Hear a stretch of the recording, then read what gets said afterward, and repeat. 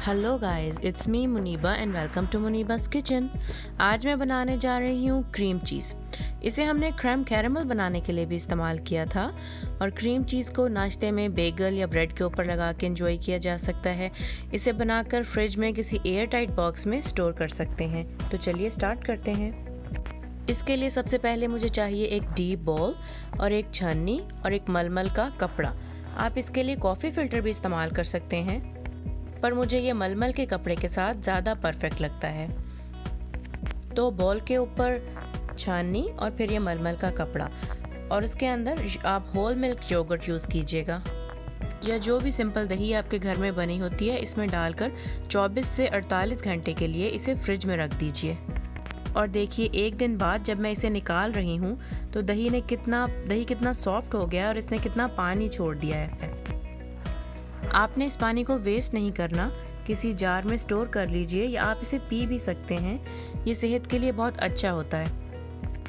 अब एक बार फिर शीशे की एक डीप डिश में मलमल का एक साफ कपड़ा लगाकर इस दही को इसमें डाल दीजिए और चारों तरफ से कवर कर दीजिए। आप चाहें तो इस पॉइंट पर इस मिक्सचर में 1 टीस्पून सॉल्ट डालकर मिक्स कर दीजिए अपने टेस्ट के हिसाब से।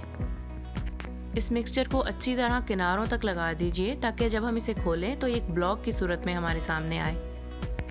और एक बार फिर वही प्रोसेस, इसे एयर टाइट बॉक्स में डालकर फ्रिज में 1 दिन के लिए स्टोर कर दीजिए। अब नेक्स्ट हम इसे खोलेंगे 24 आवर्स के बाद और अब देखेंगे कि कल जब मैं इसे खोलूंगी तो ये कपड़ा अच्छी तरह गीला होगा, क्योंकि इस योगर्ट का जो मिक्सचर का पानी इसने छोड़ दिया होगा, ये कपड़ा उसके अंदर अब्जॉर्ब कर लेगा। जी, तो खोलते हैं इस क्रीम चीज़ को। ये देखें, इसका टेक्सचर कितना सॉफ्ट है और इसे अपने बेगल्स के साथ एंजॉय करते हैं। आप इसे नाश्ते में ब्रेड पे लगा के भी खा सकते हैं और इस्तेमाल के बाद इसे किसी छोटे बर्तन में डालकर फ्रिज में स्टोर कर दीजिए। अब इसे बेगल पे लगाइए, इससे एक चीज़ केक बनाइए या क्रैम कैरेमल बनाने के लिए इस्तेमाल कीजिए। अब आपके पास अपना बनाया हुआ क्रीम चीज़ तैयार है।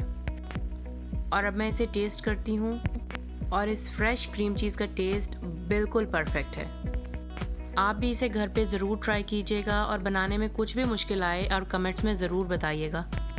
रेसिपी अच्छी लगे लाइक कीजिएगा, चैनल को सब्सक्राइब कीजिएगा ताकि फ्रेश होममेड रेसिपीज़ आप तक पहुंचती रहें। तो चैनल को सब्सक्राइब कीजिएगा। मिलती हूँ आपसे नेक्स्ट वीडियो में। Bye bye.